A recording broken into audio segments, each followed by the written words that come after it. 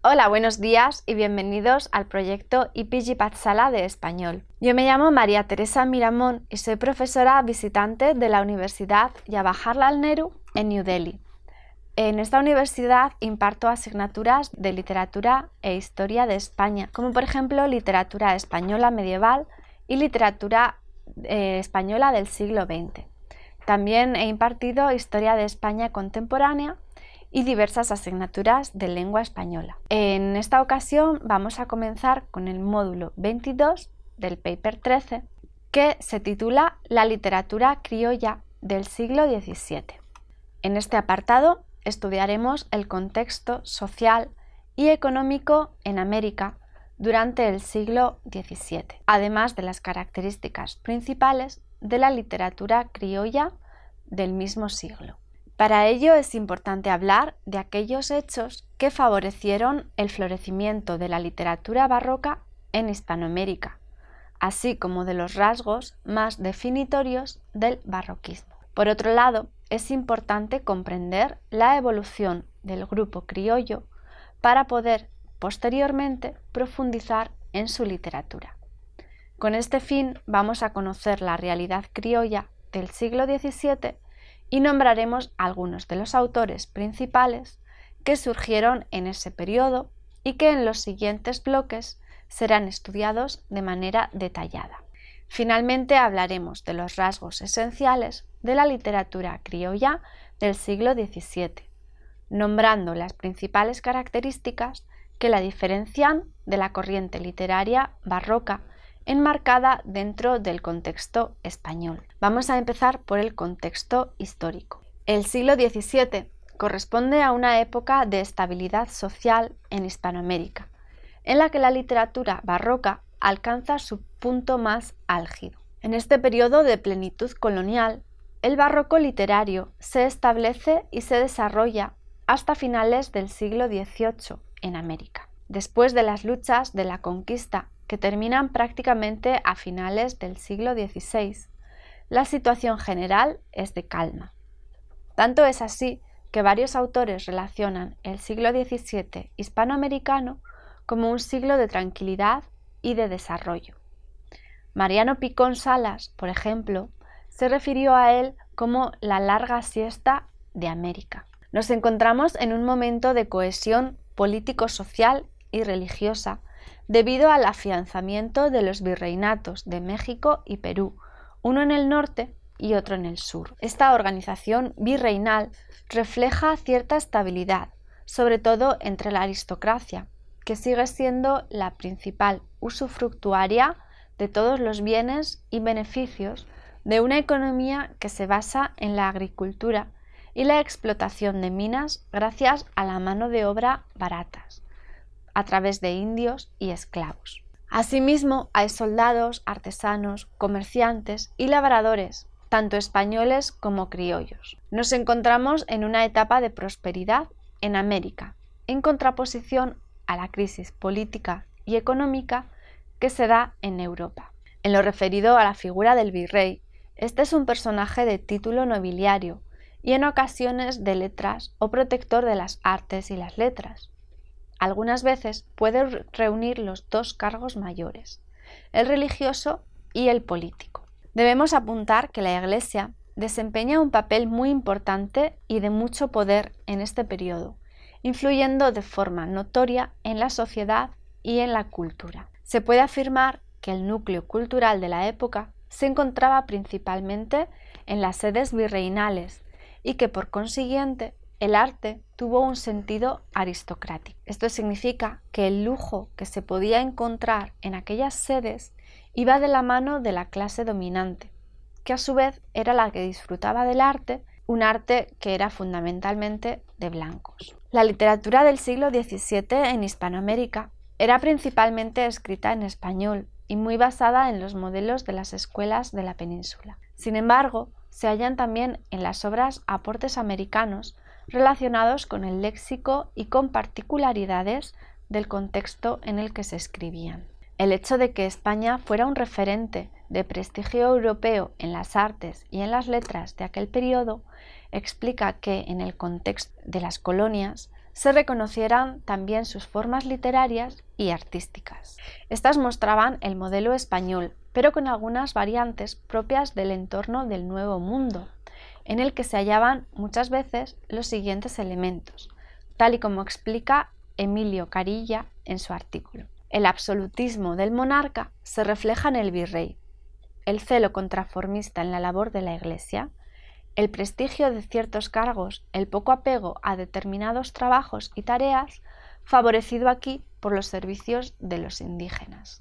Hasta la situación militar europea se reproduce aquí en nuevo y más dilatado ambiente de tierras y mares, ante la porfía tenaz de países enemigos, Inglaterra, Holanda, Francia, que disputan el poderío a España y que procuran cobrarse, sobre todo, en los metales y piedras preciosas que transportan los galeones. Tal y como menciona Pedraza en su libro, escritores nacidos en la península viven y escriben en América. Se impregnan de los valores del Nuevo Mundo y contribuyen a forjar su espíritu. Y vamos a hablar aquí de la literatura barroca en Hispanoamérica. En el siglo XVII, los escritores sienten una mayor necesidad de reunirse en academias. Y no solamente en la gran ciudad, sino también en las ciudades medianas y pequeñas. Durante el barroco, el número de este tipo de academias, básicamente poéticas, crece mucho en comparación a las existentes en el siglo anterior. El crítico José Ares Montes nos habla del carácter de la poesía que se hacía en aquellas academias españolas. Aquellas reuniones, que alguien llamó de ociosos, desempeñan un importante papel social y literario. Y en este último aspecto son el equivalente de las revistas poéticas de nuestros días, en lo bueno y sobre todo en lo malo. Nacida en gran parte, por no decir en su totalidad, del pie forzado de unos temas propuestos con anticipación, esta poesía, por fría e insincera, carece de calor humano y afectividad, y solo puede salvarla su logro formal, o en ciertos casos la carga afectiva con que, por un determinado estado de ánimo personal, queramos enriquecerla. El mismo Ares Montes hace referencia a la multitud de certámenes y homenajes literarios que se celebraban en España, y por extensión también en el Nuevo Mundo, donde participaban gran cantidad de poetas. Esta abundancia de versos es un signo de la época, pero de allí también salieron grandes obras y autores que hoy todavía estudiamos, como Lope de Vega y Góngora, por ejemplo.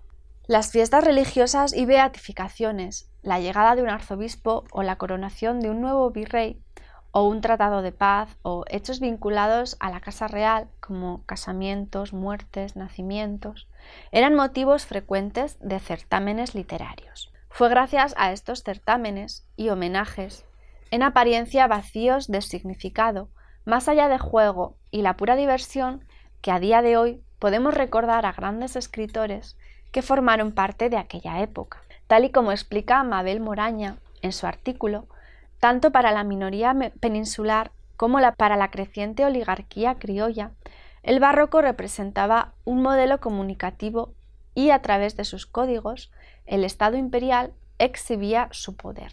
El código culto, alegórico y ornamental del barroco, expresado en la apariencia misma de la ciudad virreinal o a través de certámenes, ceremonias religiosas, alta literatura, poesía devota o cortesana, representó durante el periodo de estabilización virreinal el lenguaje oficial del imperio, un barroco de Estado, al servicio de una determinada estructura de dominación. No es de extrañar que los intelectuales criollos de la época intentaran consolidar sus posiciones a través de la apropiación de esos códigos. La habilidad para hacer uso de los discursos metropolitanos permitía la comprensión, inclusión y participación de los grupos sociales periféricos en los preceptos universales del imperio. Como añadidura, bajo el régimen inquisitorial, los modelos metropolitanos protegían el discurso colonial. La imitación de modelos consagrados significaba adquirir prestigio y estar a salvo de la censura, que trata sobre los criollos y la literatura en el siglo XVII. Según Moraña, es esencial entender la posición social del criollo y su evolución, para poder comprender el panorama social e ideológico de la colonia. El sentimiento criollo se incrementa y se reivindica durante este periodo, y así se refleja en las producciones literarias propias del barroco en América. Es a lo largo del siglo XVII cuando los criollos van ganando territorio y adquiriendo títulos nobiliarios, hábitos de las órdenes militares, escudos de armas, cargos en cofradías religiosas, patronazgo de conventos e instituciones de beneficencia, puestos en la guardia del virrey y grados militares honoríficos. A otros niveles también se observa una expansión por parte de los criollos, formando parte de las profesiones liberales, del clero y de la burocracia. Ante este panorama, la autora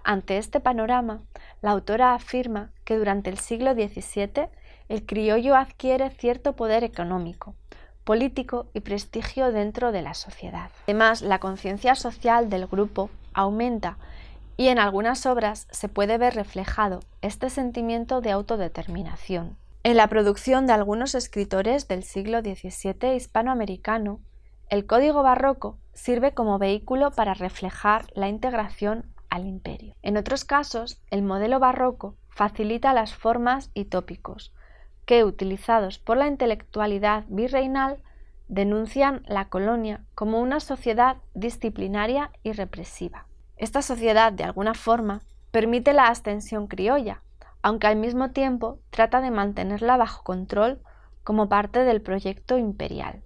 Dentro de esta problemática se enmarca la obra de tres de los escritores más importantes del periodo de los virreinatos de Perú y de la Nueva España. Se trata de Juan de Espinosa Medrano, el Lunarejo, Carlos de Sigüenza y Góngora y Sor Juana Inés de la Cruz, nombres que no se pueden omitir cuando hablamos de la literatura hispanoamericana del siglo XVII. Desde tres perspectivas estilísticas muy diferentes entre sí, estos escritores actualizan la naturaleza de doble cara del barroco hispanoamericano. Según Moraña, por un lado, en su obra El paradigma barroco de la cara a los rituales sociales y políticos del imperio, y se apropia de los códigos culturales metropolitanos como una forma simbólica de participación en los universales humanísticos del imperio. Por otro, esos intelectuales se articulan a través de sus textos a la realidad tensa y plural de la colonia, a la que ya perciben y expresan como un proceso cultural diferenciado, y utilizan el lenguaje imperial no solo para hablar por sí mismos, sino de sí mismos, de sus proyectos, expectativas y frustraciones. Para los criollos letrados del siglo XVII, el barroco es, como ya hemos mencionado anteriormente, un modelo expresivo asentado, la imagen y el lenguaje del poder, que se puede alabar o transgredir según el grado de conciencia alcanzado.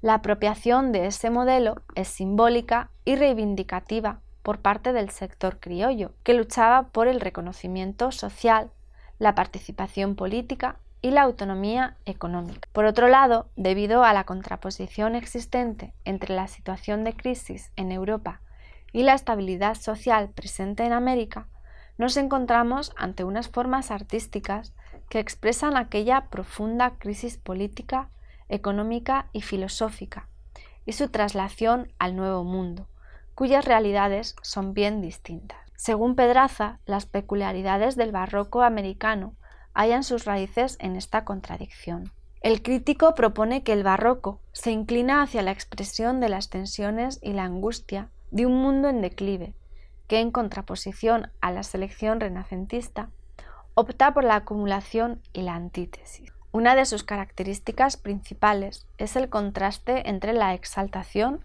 y la degradación, entre la dificultad expresiva, el cultismo, la exquisitez y el lenguaje colonial, la parodia y la incorporación del vocabulario soez y malsonante.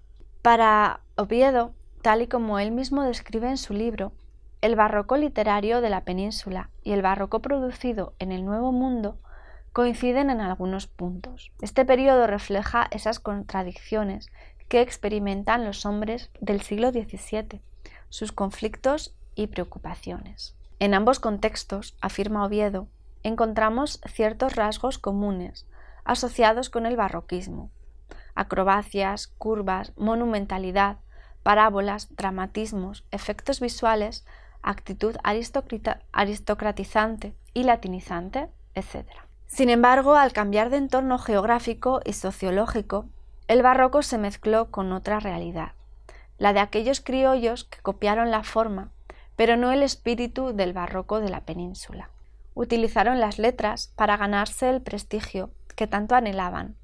Copiaron el modelo dominante con mucha habilidad y le dieron un toque de su propia esencia, un toque de su propia vivencia de la realidad de la época. La consecuencia de esto son poemas laberínticos, acertijos, anagramas, etc. Por otro lado, todo ello abrió a los grandes autores de América una puerta para explorar otros mundos dentro de una nueva corriente, obteniendo como resultado un estilo criollo y mestizo propio, auténtico. En él encontramos temas que hasta entonces en el modelo español no se habían tratado, como por ejemplo el interés por la cotidianeidad, buscando inspiración en motivos indígenas y populares. Los autores criollos incluyen tradiciones, creencias e imágenes de las antiguas culturas en sus poemas. Incluso integran en ellos la mezcla de lenguas con el español. Fusionan el modelo europeo con elementos populares propios, creando así su propia versión de aquello que les había llegado desde el otro lado del océano. En definitiva, como conclusión, podemos decir que la literatura barroca emerge dentro de un contexto de quietud política en Hispanoamérica, donde los rasgos principales son el empoderamiento de la clase criolla, la bonanza en la producción y la estabilidad social y económica. La América del siglo XVII emerge como la antítesis de una Europa envuelta en diversas crisis. Estas rupturas históricas hacen que se desvalorice la realidad, enfatizando en su carácter pasajero, inconsistente e ilusorio. Tal y como refleja Pedraza en su obra, los autores europeos recurren a tópicos como la locura del mundo, el sueño de la vida o la existencia humana como teatro. Existe un sentimiento de desconfianza y desengaño frente al exterior que lleva a algunos escritores de la época a exaltar los sencillos placeres de la vida cotidiana. Otros hablan sobre la muerte, otros, de forma contradictoria, en medio de la crisis, buscan la diversión y el arte como consuelo. También hubo autores que se decantaron por la degradación, la caricatura y la creación burlesca, ridiculizando la realidad hasta convertirla en objeto de mofa. Los criollos escriben influenciados por el estilo y discurso de la península. Sin embargo, lo hacen en un contexto que, lejos de estar en crisis, se encuentra más bien en época de bonanza. Los criollos se encuentran en un periodo de crecimiento en el que, por un lado, su conciencia social y por otro, su sentimiento de autodeterminación van de la mano de sus pertenencias y su influencia en la sociedad de diferentes ámbitos, profesionales, burocráticos, políticos, etc. Podemos concluir este apartado haciendo referencia a lo que el autor Emilio Carilla nos menciona en su artículo, dando una idea general de lo que supuso el cambio de corriente literaria en el siglo XVII. El autor afirma que el fenómeno del barroco refleja el ingenio, la ostentación, el deseo de deslumbrar, de maravillar, la búsqueda, ardua y difícil, de nuevos caminos poéticos. En fin, la abundancia de muestras retóricas, calcos, remedos, que no ocultan, sin embargo, un grupo notorio de auténticos poetas. Bueno, y esto es todo en cuanto a la escritura de los criollos del siglo XVII. Muchas gracias por habernos escuchado.